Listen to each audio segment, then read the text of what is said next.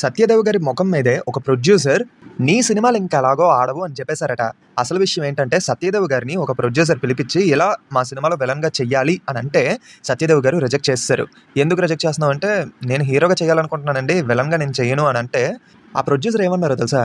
ఎందుకు బాగానే నటిస్తావు కదా నువ్వు, నా మాట విని విలన్ అయిపో, అలా అయితే 3-4 పెద్ద హీరో సినిమాల్లో అయినా అవకాశం వస్తుంది, నువ్వు హీరోగా నటించావు అనుకో నీ సినిమాలు అలాగే ఇంకా ఆడవు, ఆ విషయం తెలిసిందే అని ముఖం మీద చెప్పేశారట. ఆ మాట విన్నాక సత్యదేవ్ గారికి బాధ కలగడమే కాదు, ఒక డౌట్ కూడా వచ్చిందట. బాగానే నటిస్తున్నానంటారు, ఇంకోవైపు ఏమో విలన్ అయిపో అంటారు ఏంటి అని. మరి అలా అయితే సత్యదేవ్ గారే గాడ్ ఫాదర్ మూవీలో విలన్గా చేశారు కదా మామ అంటారా? అలా చేయడానికి ఒక రీజన్ ఉంది. ఎందుకంటే చిరంజీవి గారి సినిమాలో నటిస్తే ఆడియన్స్కి ఎక్కువగా రీచ్ అవుతాము అండ్ ప్రొడ్యూసర్ కళ్ళల్లో కూడా పడతాం కాబట్టి హీరోగా అవకాశం వచ్చే ఛాన్స్ ఉందని ఆయన అనుకున్నారు. చిరంజీవి గారు కూడా చెప్పారట. అనుకున్నట్టుగానే అవకాశాలు వచ్చాయి, కానీ హీరోగా కాదు, విలన్గా. నిజంగా డబ్బులు సంపాదించుకోవడానికి అయితే సినిమాల్లోకి రాలేదు. ఎందుకంటే డబ్బులే కావాలనుకుంటే ఐటీలో నాకు చాలా మంచి ప్యాకేజ్ ఉండేది, కానీ అయినా వదులుకొని వచ్చాను. దానికి రీజన్ ఏంటంటే నాలో ఉండే టాలెంట్ని ప్రూవ్ చేసుకోవడానికి. తీరా ఇక్కడ చూస్తేనేమో బాగానే నటిస్తున్నావు కదా విలన్ అయిపో అని అంటున్నారు అంటూ సత్యదేవ్ గారు ఒక ఇంటర్వ్యూలో చెప్పడం జరిగింది.